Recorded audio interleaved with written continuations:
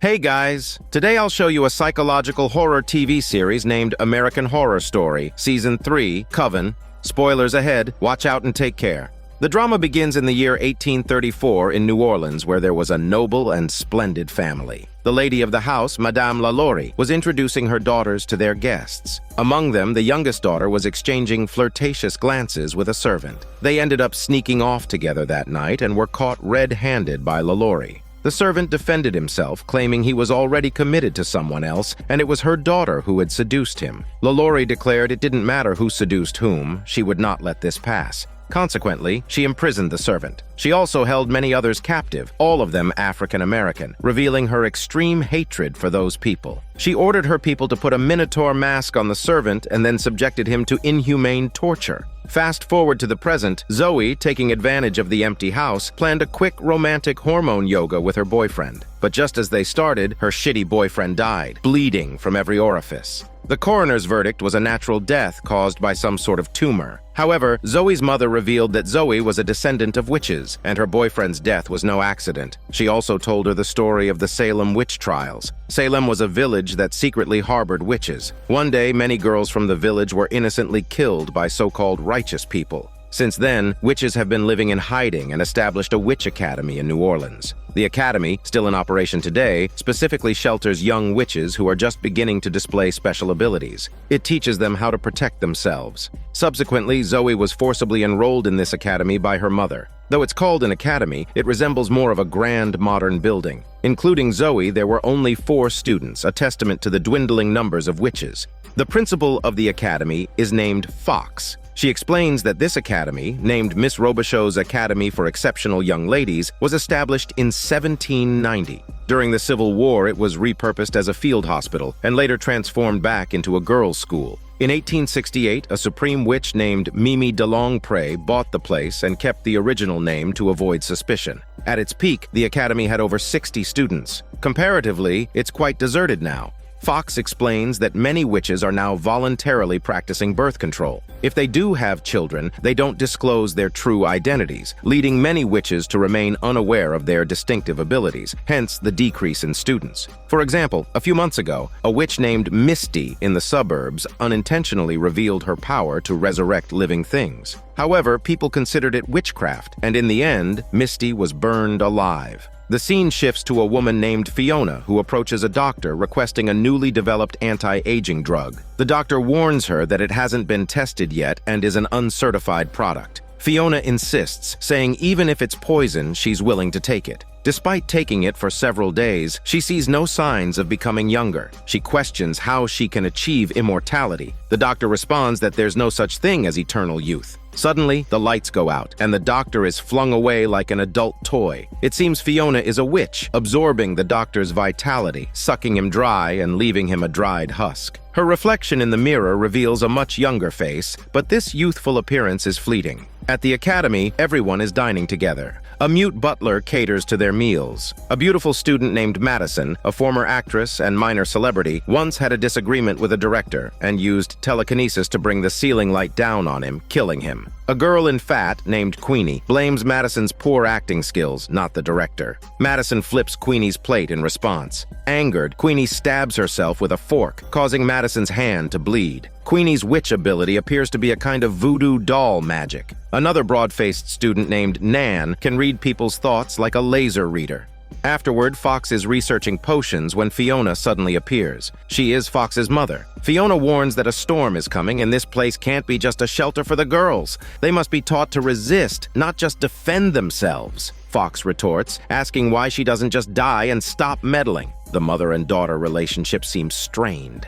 At night, a bus full of chicken boys, part of a fraternity, is preparing for a party. The handsome fraternity leader, Kyle, lays out rules. No excessive drinking, no urinating anywhere, and no reckless flirting. Madison and Zoe also attend the party. The chicken boys approach Madison to harass her while Kyle and Zoe hit it off. Zoe, however, insists they can't be together. Madison goes missing while they're talking. Kyle has a bad feeling and starts searching. He finds Madison drugged and being assaulted by his fraternity brothers. He tries to stop them, but the fight moves from the house to the bus. He's knocked unconscious and the chicken boys drive off, with Zoe unable to catch up. Madison recovers, stumbles out, and uses her telekinetic power to flip the car, killing 7 of the 9 chicken boys on board, including Kyle. The 2 survivors are severely injured and rushed to the hospital. Fiona arrives at the academy and immediately identifies Madison as the culprit. Madison shows disdain, but Fiona uses a finger strike to throw her away like a piece of meat, saying they'll never become real witches this way. She tells them to change clothes. She's taking them somewhere. Madison questions their destination, and Fiona reveals it's the Pope Fountain, a sacred place for witches. In the 70s, a New Orleans witch named Marie led a unique group of witches who gathered there before it was closed off by authorities. Fiona explains that while they each have unique gifts, they're far from being true witches. Madison mocks Fiona as if she's a real witch, but Nan reveals Fiona is the supreme witch, capable of mastering many abilities, unlike most witches who usually only master one. On their way, Nan diverts to the former residence of LaLaurie, now a horror museum 159 years later. Fiona and the others follow her there. Nan is entranced by a photograph of Madame LaLaurie. The story rewinds to 1834. LaLaurie continues to torture the captive individuals. One day, a woman named Marie arrives. She is the witch Fiona mentioned, who resides by the Pope Fountain. Marie offers to help LaLaurie with her husband's infidelity. LaLaurie lets her in, and Marie gives her a potion, claiming it will make her husband eternally faithful to her chubby body. LaLaurie drinks it without suspicion, but collapses onto the ground like a meatball. Marie then frees the imprisoned servants, one of whom is her lover. Back in the present, Nan stands in the courtyard, staring at the ground. Fiona asks if she hears anything. The girl replies that Madame LaLaurie is below. Zoe, distraught by the death of the handsome Kyle, visits the hospital and uses her unique power to kill the surviving boy. That night, Fiona sends a coffin chained in iron. They open it to find a still-alive Madame LaLaurie. In a nearby suburban swamp, 2 people are fishing for large alligators. They encounter the young witch, Misty, who criticizes them for their cruelty towards animals. One of them pulls out a gun, assuming she's from an animal protection organization. But Misty corrects him, saying she's from an animal resurrection organization. Sure enough, the alligator revives and kills the 2 men. The people who burned Misty in the past clearly didn't think this through. She can resurrect animals, so resurrecting herself isn't a stretch. At the academy, Zoe tells Madison she found out Kyle was a model student and frequent volunteer, a truly good person.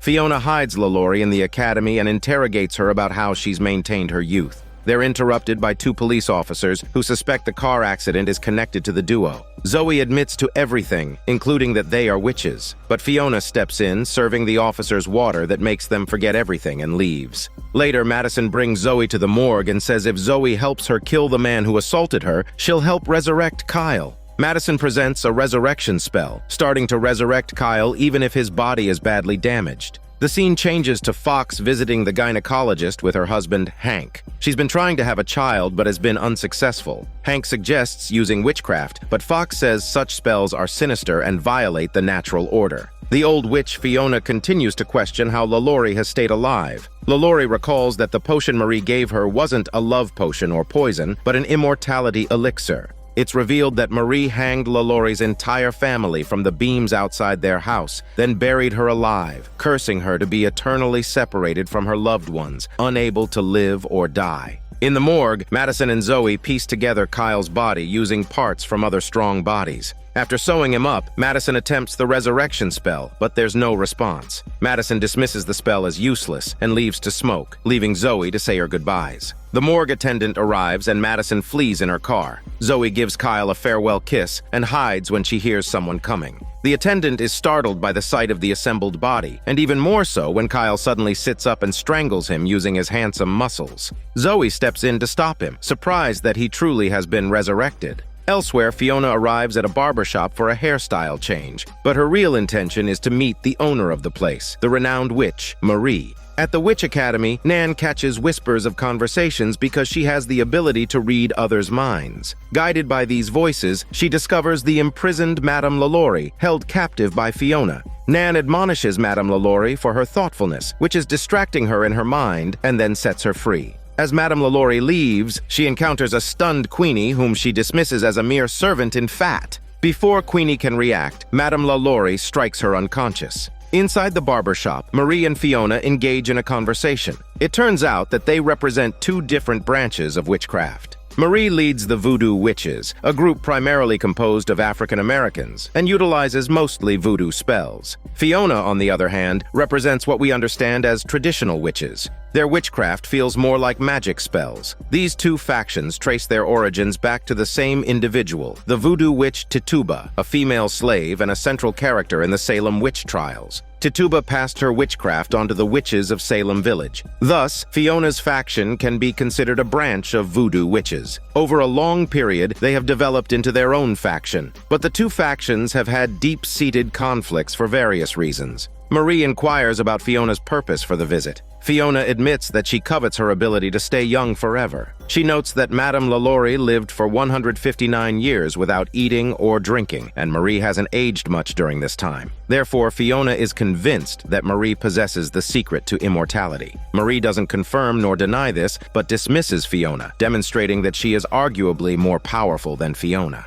The scene changes to Fox, who is setting up a fertility spell in her room. She has been yearning for a child without success. After casting the spell, she and her husband celebrate their love with a smelly hormone yoga. Meanwhile, Zoe took Kyle, who seems mentally disoriented though resurrected. Suddenly, Misty appears in the back seat of the car, startling Zoe. Misty says she followed her scent and insists they go to her swamp. When they reach the swamp, Misty applies some paste on the man's wound. Zoe realizes that Misty is the swamp witch who was burned. Misty confirms and shares her surprise at finding others like her in the world. She mentions a summoning she felt during her meditation in the forest, which led her here. She compliments Zoe's magic, leaving Zoe bewildered as she considers herself a Black Widow, someone who brings death to those she's intimate with. Misty's cabin is cozy with a portable music player. As the night falls, Zoe leaves Kyle under Misty's care and returns home. Meanwhile, Marie releases a Minotaur, saying there's work to do. The Minotaur is Madame LaLaurie's servant and Marie's lover, whom she has transformed into a Minotaur using her magic. Not just a mask, but a full-blown Minotaur with blinking eyes. Fiona finds Madame LaLaurie in her old home looking lost. LaLaurie laments about being barred from her own home, which is now labeled a horror museum. Fiona suggests that LaLaurie should join her since the world no longer suits her. The timeline jumps back to the Witch Academy in 1971. A much younger Fiona wishes to be declared Supreme Witch, but the then Supreme Witch dismisses her as unprepared. Fiona suggests that the Supreme Witch's rapid aging is due to the emergence of a new Supreme Witch and accuses her of being afraid of being replaced. The Supreme Witch warns her, but Fiona interrupts, listing her health problems, diabetes, heart disease, and high blood pressure, questioning her ability to remain Supreme Witch. As Fiona speaks, she draws a sharp knife and kills the Supreme Witch. The butler witnesses the entire episode. Back in the present, the aging Fiona experiences all the ailments that the previous Supreme Witch had. In search of the secret to immortality, Fiona seeks out the best doctors but finds no solution. The scene shifts to a new neighbor who has moved in next to the Witch Academy. The boy named Luke is exceptionally handsome and muscular. The three witches all spot Luke, craving his bulletproof muscles. Inside the academy, LaLaurie watches Obama on TV and weeps like a crocodile, saying it's absolutely unfair that a former slave has now become the master. Fiona brings a maidservant's outfit, saying they need a maid at the place. She asks LaLaurie to fill in for a few days. LaLaurie declines, but Fiona insists, saying if LaLaurie doesn't want to return to her coffin, she should wear the outfit. Under Fiona's forceful persuasion, LaLaurie has to swallow her pride and finally becomes the maid, but she throws away Queenie's plate. Fiona sees this and orders LaLaurie to become Queenie's personal servant. Inside the swamp cabin, Misty has healed Kyle's wound and is snuggled up with him. Zoe arrives, and Kyle touches her long hair, but his consciousness is still unclear. Zoe says she needs to take him home to see his mom, who is about to kill herself from missing her son. Misty is reluctant to share his muscles, saying she'd rather miss him, but Zoe forcibly takes Kyle away.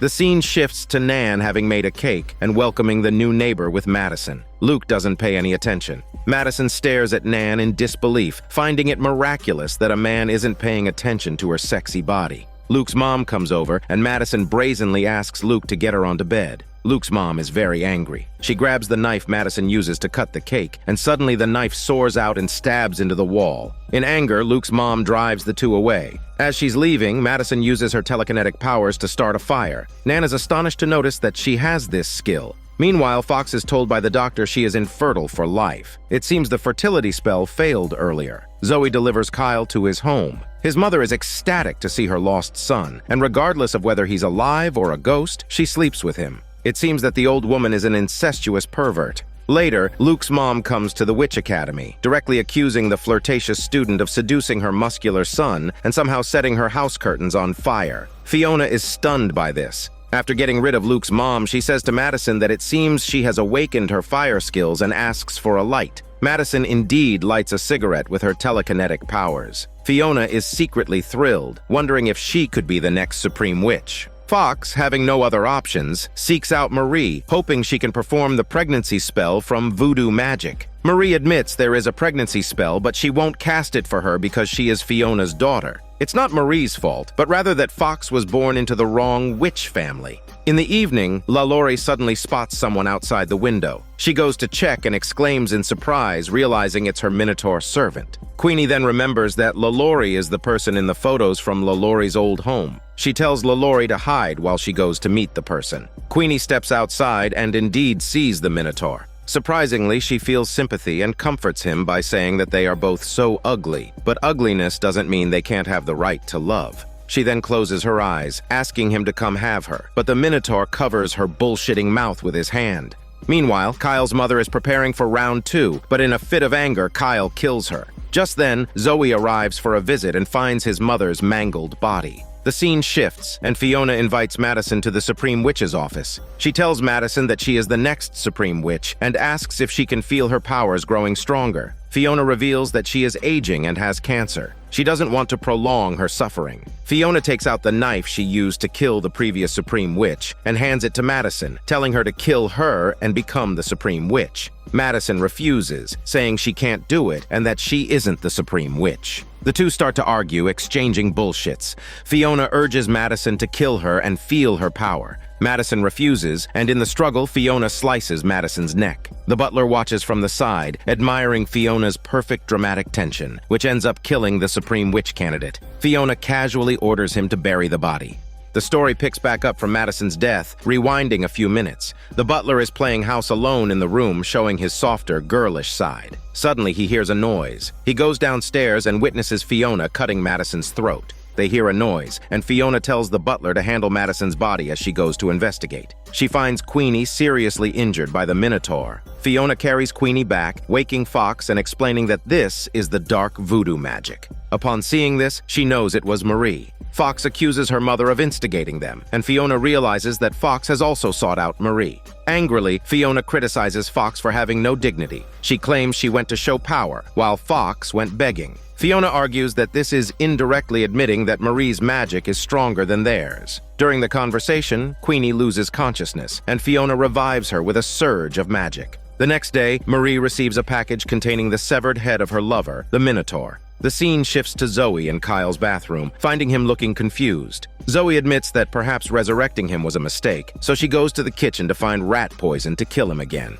When she comes back, Kyle is gone. Hank, pretending to be on a business trip, has a one-night stand with a red-haired woman. He's clearly no good. Once Queenie recovers a bit, LaLaurie thanks her for saving her life. Just then, Nan comes in, saying that the Council of Witchcraft has arrived. So as the Academy's principal, Fox rushes out to greet them. The Council only intervenes in serious matters, so Fox is nervous. She asks if they're here because of the Minotaur's attack on Queenie the previous night. The council members look at each other in surprise, unaware of this incident, and ask for a detailed account. After Fox finishes, the council reveals they're here for a more important matter. Fox admits it's her fault for engaging Marie. The council members exchange glances, realizing that Fox has been keeping many secrets. Fiona comes out and tells Fox to shut up before the official conversation begins. Then Nan comes in, saying she can't hear Madison's voice, indicating she may be dead. The council then reveals this is the real reason for their visit. They question everyone, and eventually find out from Nan that Madison had developed other skills.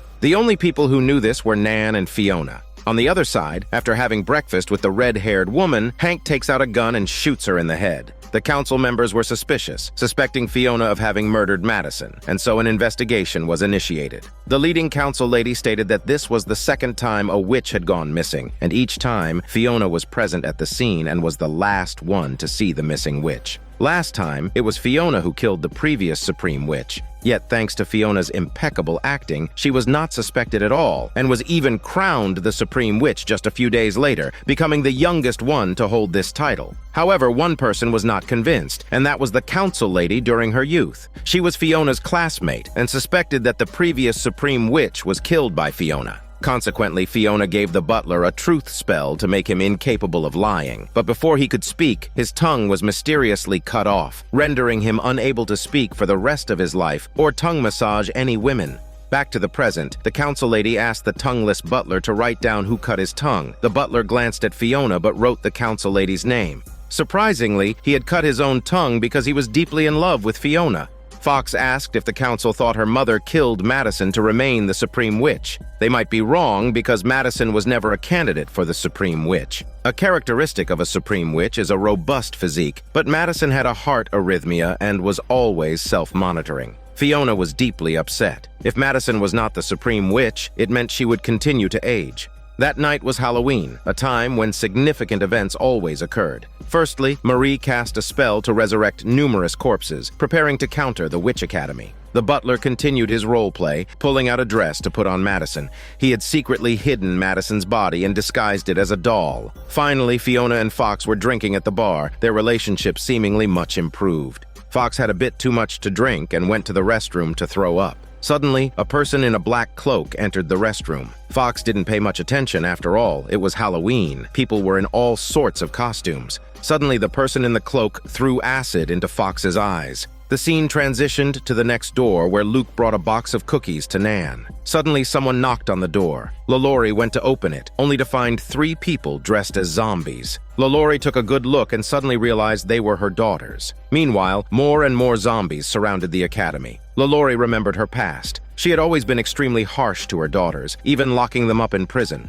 Therefore, her daughters hated her and even plotted to kill her. So when LaLaurie saw her daughters' corpses, she was terrified, afraid that they would seek revenge on her. At the same time, Fiona discovered that Fox had been attacked. She quickly rushed her to the hospital. The doctor said that Fox's optic nerve might have been corroded by some kind of acid, and she would likely be blind. Fiona, unable to believe what she heard, slumped into a chair. Fox was her only daughter. Watching the zombies outside the window, Nan wondered if they could really be dead. Zoe quickly pulled the curtains and planned to contact Fiona. Luke said he didn't know why they were worried. It was Halloween, and these people were just here for candy. He went out to give them some. Luke walked up to one of the corpses, poked it, and complimented their makeup and the realistic smell. He started handing out candy when Marie suddenly roared like a goose, and the zombies started attacking without mercy. Some of the other tough guys who were watching were also killed by the awoken zombies. Luke finally realized something was wrong and tried to run, but a hatchet struck his bulletproof muscles from behind. Zoe quickly told everyone to hide, but Nan secretly ran out to rescue Luke. Luke and Nan hid inside a car, but they couldn't withstand the zombie onslaught. The car windows were shattered, and their lives were in danger. At that critical moment, the sound of gongs was heard, and Zoe successfully attracted the zombies away, but got trapped in a small cabin. Queenie's old wound flared up, and LaLaurie went to get some ice for her. In the kitchen, LaLaurie encountered one of her daughters and was immediately attacked. Meanwhile, more zombies broke into the house. Queenie quickly used a voodoo doll spell, but witchcraft was useless against the dead. Suddenly, one of the zombies died with a chicken scream. It's LaLaurie who had appeared and killed it. Zoe found a chainsaw in the cabin and started to fight the horde. Almost all zombies were killed, with only one fat one remaining, but the chainsaw ran out of fuel. Helplessly, Zoe extended her palm and started chanting a spell, causing the fat zombie to drop dead right on the spot. At the same time, Marie plummeted from the sky. It seemed that the Academy had gained the true power of a witch. Could it be that Zoe was the rising Supreme Witch? The doctor rushed to the hospital, grabbing Fox's hand. Suddenly, Fox let out a big chicken scream. To her surprise, she saw her husband and the redhead in a passionate scene. The next day, everyone burned the bodies. The 3 council members also came over, questioning Fiona's management. Accidents were happening frequently. Fiona looked at the council lady, accusing her of being the enemy. She even mentioned that she had seen a person in a black robe at the hospital last night. When she followed, it turned out to be the council lady. The lady was taken aback, but Fiona took off her glove to reveal her hand, also corroded by acid. It seemed she was careless while splashing it. The evidence was irrefutable. The lady confessed without hesitation. According to the law of the Witch Council, she was sentenced to death by burning. The next day, the council lady was burned to death on the outskirts. Later, Queenie came over. It turns out that the council lady's hand injury was caused by Queenie using a voodoo doll, intending to repay Fiona's life-saving grace. However, she didn't expect to frame the council lady and cause her death, so she felt guilty. She came to ask if she was the one who harmed Fox, but Fiona cast a spell on her, shutting her big mouth up.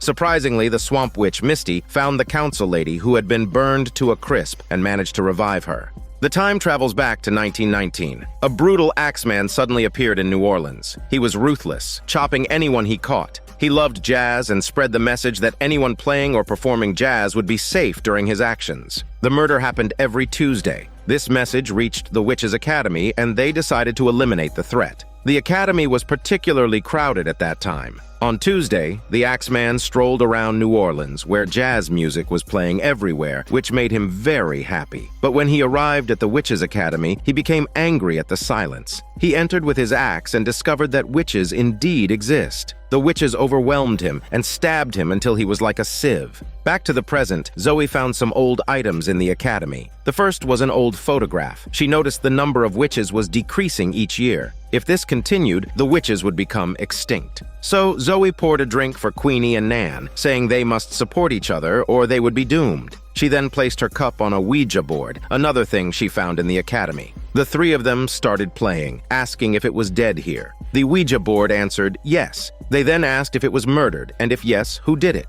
The answer was, you guys. They were stunned and asked who it was. The Ouija board answered that he was the Axeman. It seems he became a ghost after death and was trapped here. Zoe searched the internet for information about the Axeman. He had killed 8 people and disappeared in 1919. Nan speculated that he might have mistaken them for those who trapped and killed him. She then handed over a group photo of the Academy's faculty and students from 1919. Zoe thought that the Axeman might know Madison's whereabouts. So in the dead of night, Zoe quietly summoned the Axeman alone, telling him if he revealed where Madison was, she would release him. The Axeman was overjoyed and told Zoe a location, the attic. When Zoe checked the attic, it was full of dolls, very cozy. This was where the butler used to play house. Zoe also found Madison's bruised body in a box. As she was shocked, the tongueless butler appeared behind her, not to tongue massage her, but grab her sexy body. Fox, leaning on a cane, returned to the academy. She was now blind due to the acid attack. As Hank tried to hold her, the moment they touched, Fox saw a passionate scene between him and a redhead once again.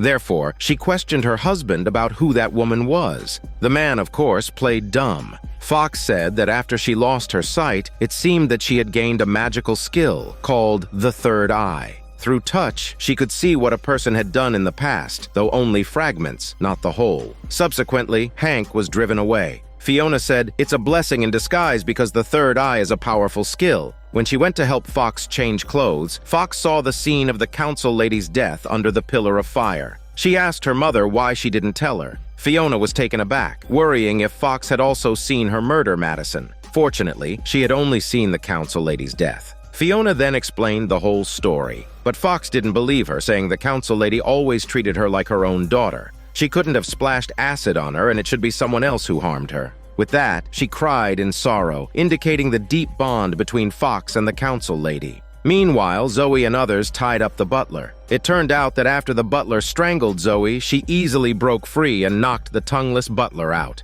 Zoe picked up a red-hot shovel, threatening to let Nan read his mind since he wasn't able to talk. Zoe asked who killed Madison. The butler meant he did. Then Queenie started to torture the butler, intending to end his tongueless life. But Zoe stopped them, saying they couldn't kill him because she didn't think he's the real murderer. In the swamplands, Misty buried the revived council lady and started treating her burns. At this time, Kyle unexpectedly arrived there. Misty saw him dirty and decided to give him a bath. Before she finished, Kyle had a psychotic episode, smashing Misty's house into a mess and also breaking her only Walkman. Misty was furious. As she was speaking, Zoe also came in. Kyle pounced on Zoe, crying like a giant baby. Misty asked her to take him away quickly. She didn't want to see him again. Zoe asked for her help and invited Misty to come with her. The scene changes to Marie, who was about to go out, when Hank came over and said they were in big trouble. Zoe brought Misty and Kyle to the academy, intending to have Misty use the resurrection technique to revive Madison. For Misty, saving people was a piece of cake. With a little effort, Madison woke up screaming and asked for a cigarette.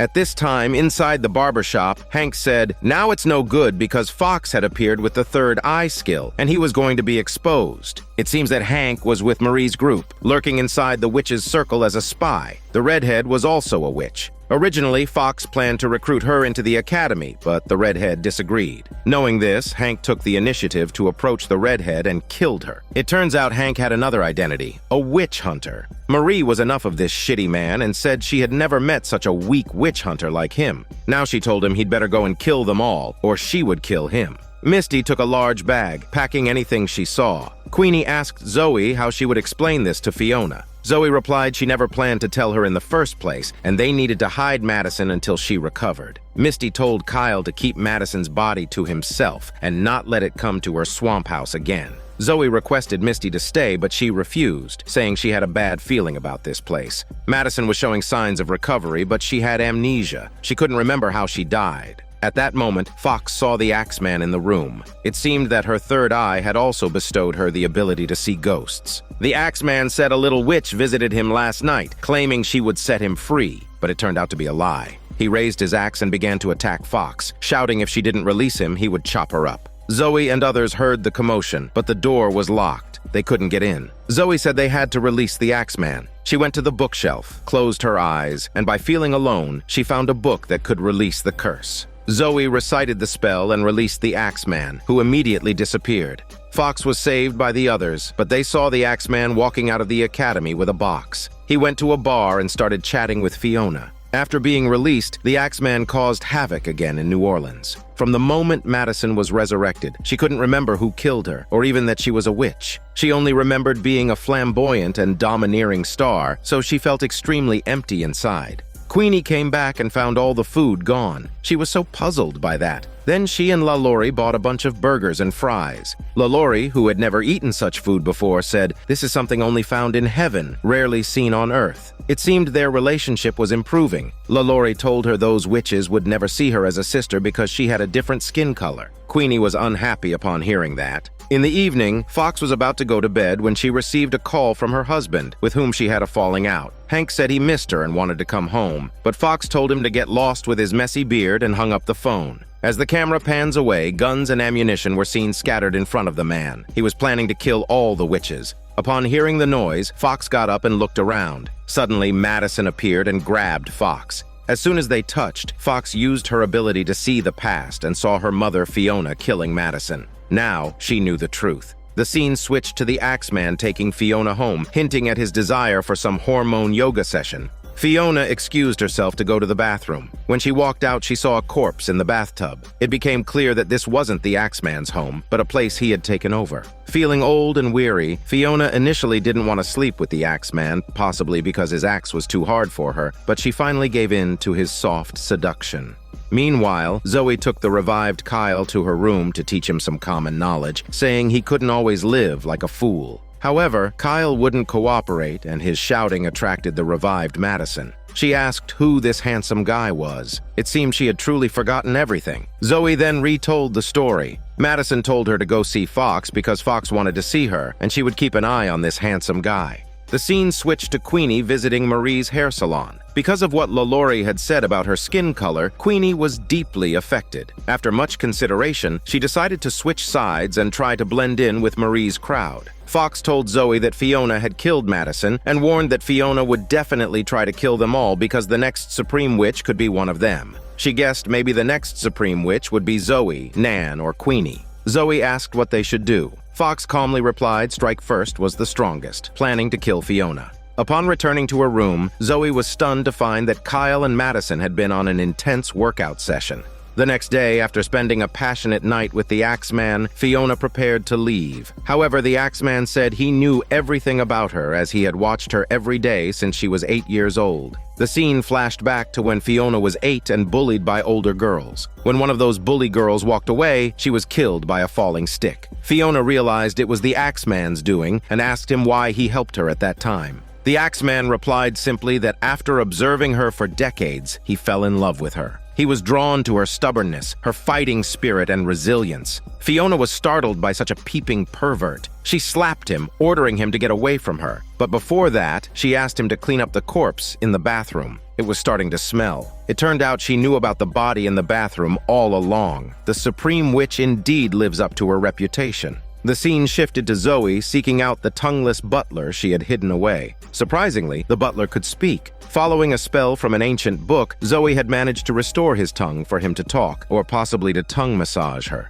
Since he was under a truth spell cast by the council lady, he couldn't lie and admitted that Fiona had killed Madison, thus confirming what Fox had said. Without hesitation, Zoe killed the butler. In the meantime, Fiona had a change of heart. She wore a wig and proactively sought out the Axeman, intent on making up with him. The scene switched to Queenie bringing LaLaurie to Marie's hair salon, ostensibly for a haircut, but in reality to assist Marie in her revenge. It seemed that Queenie was now Marie's loyal follower. Marie locked LaLaurie in a cage, occasionally draining her diabetic blood for her beauty rituals, reminiscent of how LaLaurie had once tormented slaves. Soon, news of Queenie's allegiance switch reached Zoe and the others. Zoe and Madison confronted Queenie, asking what she was planning and why she had switched sides so easily. Queenie said Marie gave her potions that enhanced her powers, but Fiona and Fox had never done anything for her. She claimed that there was not enough room for both the witches and the voodoo practitioners. A battle between the two sides was inevitable. In the neighboring room, Luke's mom is preparing to teach Luke a lesson. Nan, spying from the window, quickly seeks help from Fox, but Fox tells her that they have more important matters at hand. Fox says none of the rest of them are allowed to switch sides. They're already few in number. Their next step is to kill Fiona. As they wonder where the butler has gone, there's a knock on the door. Zoe opens it to find, surprisingly, it's Misty who comes to ask for help. Misty pleads that she thought she was safe in her swamp paradise, but something happened. It's then revealed that one night, after being healed by Misty, the council lady stood by the window and mentioned that there was an idiot with a gun outside. Alarmed, Misty quickly jumped off the bed. At the same time, an individual dressed in a black robe burst in and opened fire at the bed. Misty thus fled with the council lady to this place. Fox, worried about being short-staffed, welcomes Misty to join their group. In the greenhouse, they also run into the resurrected council lady, who points at Misty and announces that Misty is the next Supreme Witch. Fox says it doesn't matter if it's true or not, they have a plan. So she instructs everyone to put on witch attire and announces they will perform the sacred abdication ritual. As the name implies, this is a ceremony where the current Supreme Witch voluntarily gives up her life to awaken the next Supreme Witch. Once the old Supreme Witch dies, a new one will naturally appear to guide the witches through the current crisis. Madison questions if that means Fiona has to kill herself, and how is that possible? Fox asserts it must be possible, and it depends on her acting skills. When Fiona returns, Madison appears in her room, dressed in red. Fiona is astonished to see she is resurrected. Madison replies she was the next Supreme Witch and she wouldn't die. She then said that Fiona was going to be burned at the stake for killing her. Because Fiona was already nearing death, so why not end it herself? In that way, she could salvage her reputation and avoid execution. At that moment, the council lady also appears, claiming she was resurrected by Madison. Fiona's powers are already beneath hers, so Fiona can't win against her. Fiona protests that she had just found her true love and doesn't want to die, but the council lady resorts to it by saying that the Axeman is with her only because she can still put on a wig and make herself up. But when she gets older and can't walk anymore, the man will not stay with her. Fiona is upset and devastated, ready to accept her fate.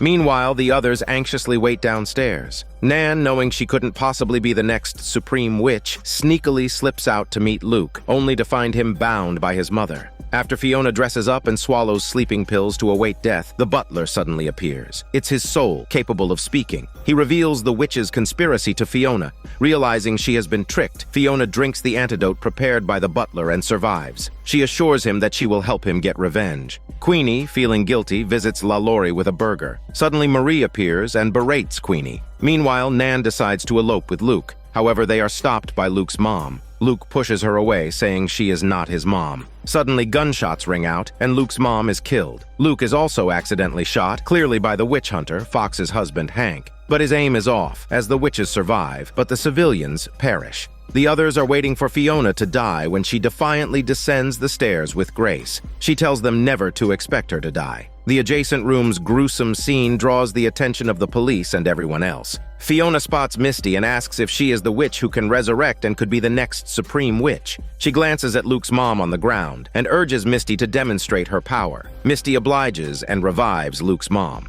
Meanwhile, Fox finds a silver bullet. Using her third eye, she gains some scenes of the murder, but the murderer's face is covered. She doesn't know it's Hank who made the killing. Misty, exhausted, collapses. Fiona rolls her eyes, thinking that such a level is far from the supreme witch. The next day, Fiona tells Fox that she was almost successful in overthrowing her. Fiona finds a bullet on the table, touches it, and quickly recoils, saying this is a cursed silver bullet from the witch hunter. Fox agrees, glad Fiona didn't die. If she died, the witches would be doomed. At that moment, a package arrives for Fiona, containing LaLaurie's talking head, undoubtedly sent by Marie. Fiona sends the head back, hoping to avoid further deterioration of their relationship, and she is here to form an alliance with her voodoo gang. Fiona takes out the silver bullet, saying the witch hunter has appeared, but Marie dismisses it because they aren't targeting her. She then orders Queenie to burn LaLaurie's greasy head, and Fiona leaves, shaking her head. The scene shifts to Hank arriving at a company, a front for the Witch Hunter organization, which is known for using blessed silver bullets to hunt witches, its CEO being his father. The old man berates Hank for his failed infiltration and assassination attempts. Hank admits his mistakes but blames someone else for blinding Fox, giving her third eye skill.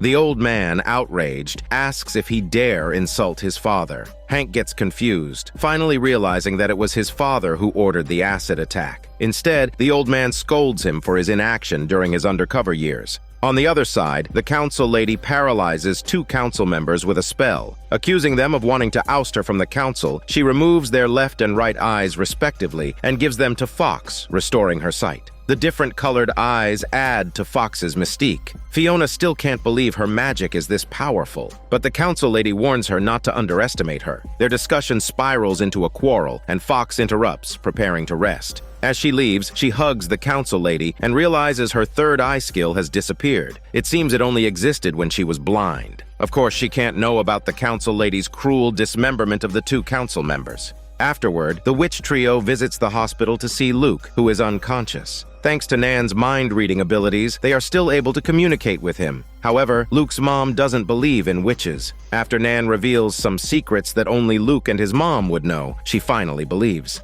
The scene changes. Queenie didn't burn LaLaurie's greasy head, but instead placed it on a table, forcing her to watch Daniel C.C. movies that promote racial equality. LaLaurie refuses to watch, saying that it is a bullshit channel. Suddenly, Queenie, while eating, loses control of her body and starts to bleed from several places. It turns out Marie has cast a voodoo-like spell on her. Marie calls the witches, threatening them that if they survive the night, she will kill them next. Fiona finds Luke in her house and exclaims these nasty girls have no limit, hiding such a handsome man that she never knew. In the hospital, Luke's mom has accepted Nan, but Nan reveals that Luke's mom was the one who killed Luke's dad. It turns out that Luke's dad had an affair and was planning to divorce his mom, who killed him using bees due to his allergy. She managed to evade legal punishment. Infuriated, Luke's mom tells Nan to get lost with her broad face. Upon returning from the hospital, Zoe finds Luke in a much clearer state of mind, even able to play cards with Fiona. Fiona shrugs it off as a small matter, even though he hasn't completely recovered. Suddenly, Hank enters the barbershop with a gun and starts shooting, even shooting Queenie in her greasy stomach. Just as he's about to kill Marie, Queenie shoots herself in the head, causing Hank, due to the voodoo spell, also to die a gruesome death. Hank's father swears revenge upon hearing of his son's death.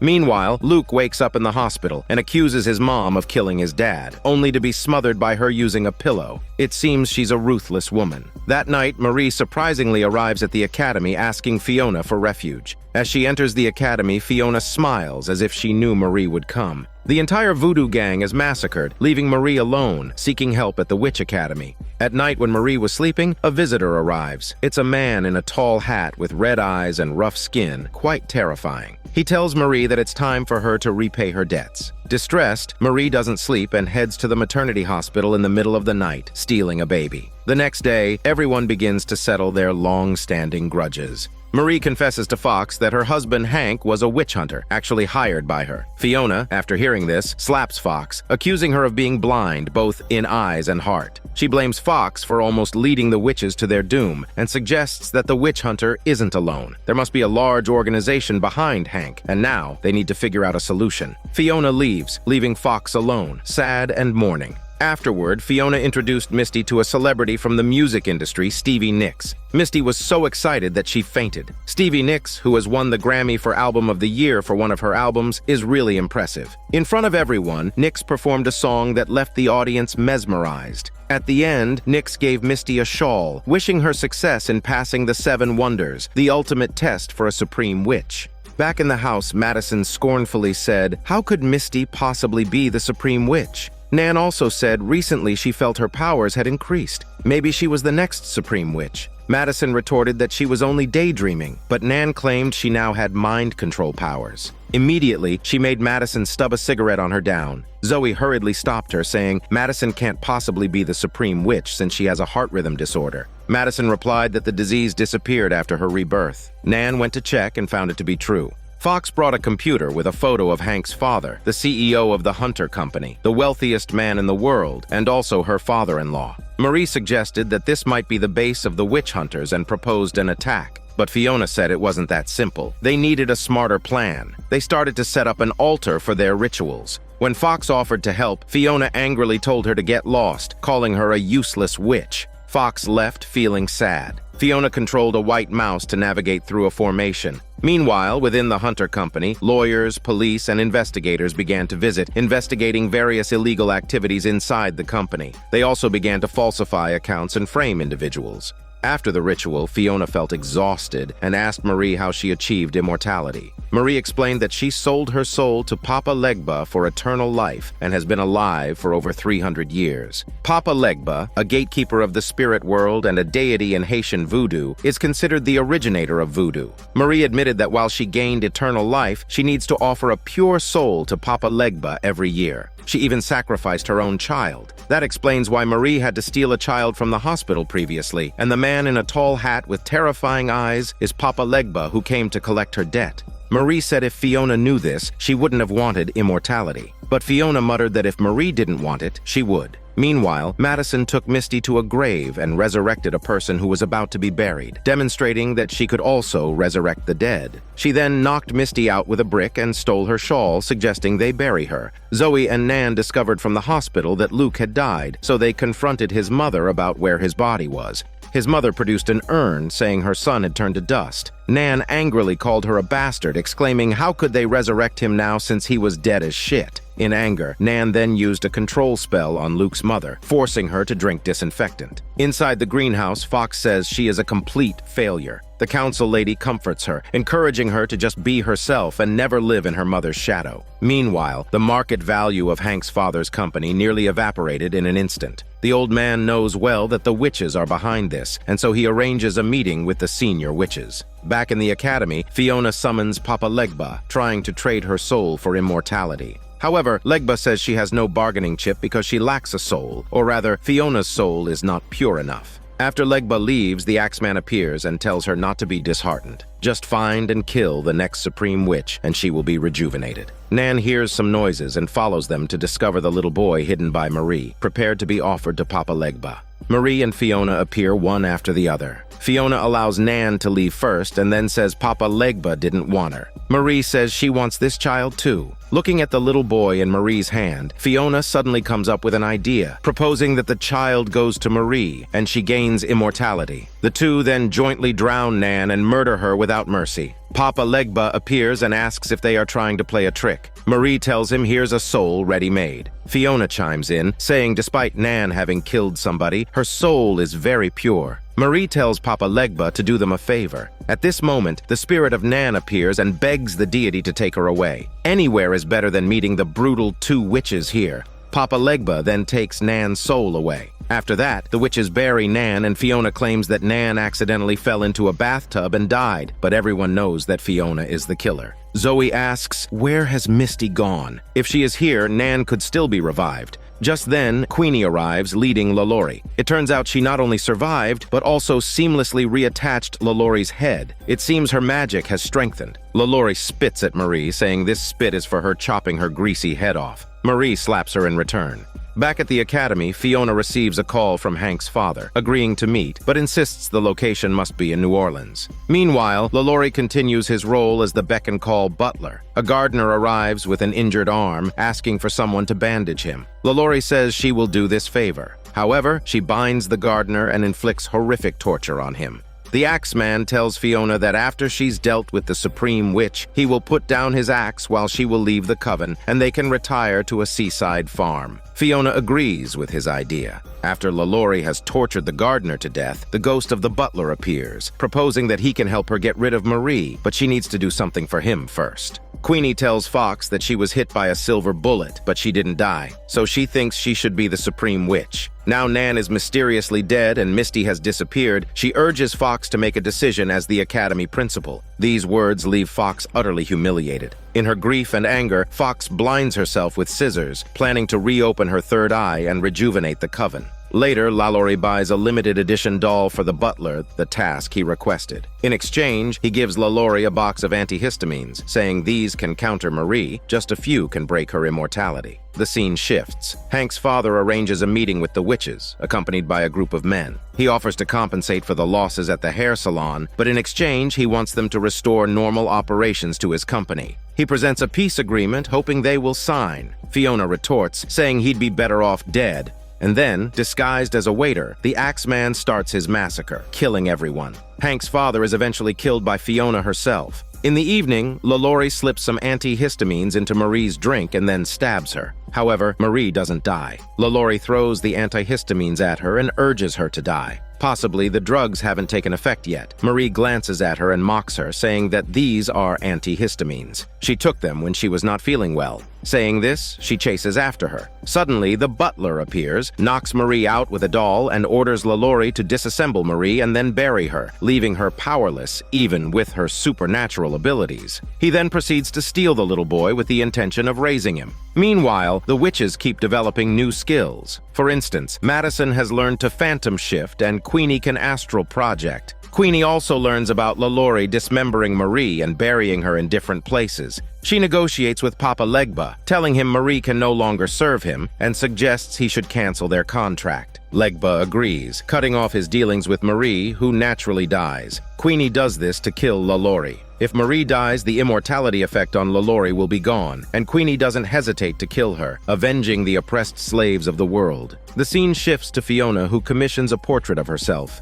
Despite giving the soul of Nan to Papa Legba, her health continues to deteriorate. Fiona finds her daughter and shares some last words, putting her mother's heirloom necklace on Fox. The moment the necklace touches her, Fox's third eye, the ability to see the future, is triggered. She sees all the witches in the academy dead, including herself, and Fiona is the one who massacres them. The now conscious Fox realizes her mother is still striving for eternal youth. Fox then finds the Axeman and says she has seen everything. Her mother will kill all of them and she will abandon him. Her mother has already bought a plane ticket to Paris 2 days from now, and she doubts he even has a passport. Fox tells him it's up to him what he'll do next. Then Fox goes to Misty's room, finds one of her pieces of jewelry, and uses her third eye to find Misty's location. She and Queenie rescue her. When Misty returns, she beats Madison to a pulp. Suddenly, the blood-covered Axeman appears, raises his axe to strike, but the witches instantly take him down. Fox touches the blood on the ground and activates her third eye. It turns out the blood on the Axeman isn't his, it's Fiona's. She indeed finds a plane ticket in Fiona's bag. Fiona confesses that she's been playing the Axeman all along. She reveals that once the new Supreme Witch is dead, she could live for another 30 years.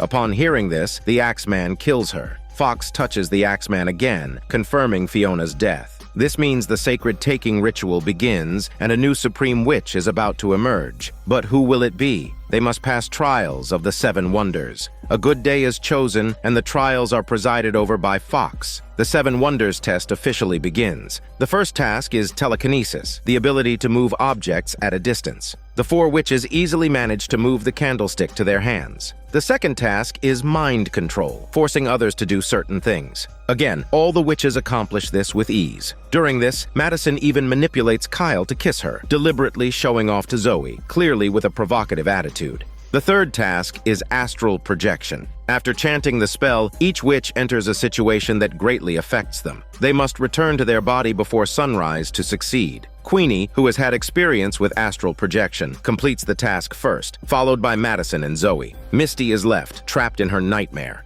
In her nightmare, she is in anatomy class, but every time she brings a dead frog back to life, the teacher forces her to kill the frog again. This situation repeats continuously, trapping her until sunrise. Misty is unable to overcome her inner demon and crumbles into dust, vanishing into thin air. She has died. The others mourn Misty briefly before continuing the test. The fourth task is transmutation. This doesn't pose a challenge to the remaining witches, who even turn it into a game and have fun. However, things go wrong when Zoe accidentally transmutes onto the security spikes at the front gate, killing her. This leads to the fifth task, resurrection. Queenie fails here, unable to revive Zoe no matter how much breath she blows into her. Fox asks Madison to use the resurrection spell on Zoe, but she refuses. However, to prove she has the ability, she kills a fly and then brings it back to life. In the evening, Fox says that even if Madison is the Supreme, the Witch Coven would still perish under her. It seems the Coven is doomed, Fox mumbles, feeling guilty that she's a person who is more likely to ruin things than make them. All of a sudden, the council lady has an epiphany and declares that Fox is the true Supreme. She urges her to complete the Seven Wonders. The next day, Fox joins the Seven Wonders test. The sixth task is pyrokinesis. Both Fox and Madison complete it. Of course, Fox also completes the previous 5 tasks. The last task is divination. The council lady hides objects from the previous Supremes in the academy and has the two of them touch scattered stones to locate them. Fox goes first and easily completes the task. When it's Madison's turn, she stares at the stone for a long time but can't make anything out of it. In frustration, she storms off, saying she doesn't care about being the Supreme. She plans to pack her bags and return to Hollywood, but Kyle strangles her to death for not resurrecting his beloved Zoe. Meanwhile, Fox performs a spell to revive Zoe. With this, Fox is the only one to have completed the Seven Wonders, naturally becoming the new Supreme. She even holds a press conference to reveal the existence of witches to the public, inviting witches to their academy. Soon, countless witches who have been living in secret apply, hoping to find refuge at the Witch Academy. The council lady tells Fox she has done the greatest thing in witch history. The Supreme is none other than her. She's sown the seeds, but for the future harvest, she must clear out the rotten roots of the past. Surprisingly, she tells Fox to burn her since she's harmed her own kind and should face retribution. Fox is reluctant to do so, but can't resist the council lady's request. Tearfully, she burns her once again. A few days later, a large number of witches from all over the country rush to join them. Fox appoints Zoe and Queenie as council members. The three of them are determined to promote the glory of the Witch Coven. Zoe asks if they should open the doors now, but Fox says to wait. There is one more thing to handle. She goes to the council hall, only to find her mother sitting there. Fox asks what's going on. How is Fiona not dead? Fiona tells her to use her Supreme Vision. Fox activates her Supreme Witch's ultimate vision and finally sees the truth. It turns out, when the Axeman found the plane ticket, Fiona told him that she didn't abandon him. She was just going out for a few days. Once they chose the new Supreme, she would return to kill them, and then they would be together forever. But she needed his help. She implanted a memory into the Axeman that he killed Fiona, a memory meant for Fox to see. In reality, Fiona hadn't died, and the Axeman was just a pawn in her game. Fox asks Fiona if she is there to kill her. Fiona, her hair now completely gone and looking exhausted, says that was the original plan, but she has changed her mind because Fox is her daughter. Even though her way of loving her is different, Fiona embraces Fox and draws her last breath. The scene shifts and Fiona wakes up on a broken bed. She looks around and realizes she is on a seaside farm, surrounded by the smell of rotten fish and shrimp. The Axeman appears to flex his axe, saying that every day when she wakes up, she forgets everything. Fiona is stunned and asks how long she's been here. The Axeman replies that it's hard to say because time is eternal here. Fiona is devastated. She doesn't want to live here and begs someone to kill her, but no one does. She is trapped in an endless cycle of torment. This can be understood as hell, where wicked people after death will fall into a painful cycle of suffering. Like Marie and Lalaurie, who actually went to hell after death, they too are stuck in an endless cycle of pain. Back at the academy, Fox has the new butler, Kyle, open the front door to welcome the many new students. Fox knows that the era of the witches has finally arrived. This is Daniel CC Movie Channel. Stay safe and enjoy your day.